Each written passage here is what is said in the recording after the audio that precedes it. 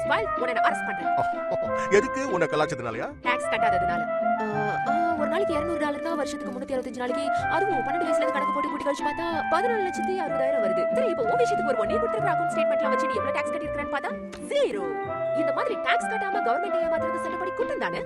5 வருஷம் கம்பி என்னணும். அப்படியா? இதுக்கு உங்ககிட்ட என்ன ஆதாரம் இருக்கு?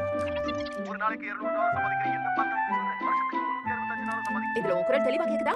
ஒழுங்கு மரியாதையா ஆட்டோ ட்ரான கண்டுபிடிக்க எனக்கு ஹெல்ப் பண்ணா ஓகே. அப்படி இல்லனா நீ ஜெயிலுக்கு போய் அங்க இருக்கிற கைதிகளுக்கு நீ பாப்சிக்கல் தான் ரெடி பண்ணி கொடுக்கணும். எப்படி போட்டு வாங்குன பாத்தியா? இனிமே உனக்கு சங்கு தாண்டியோ.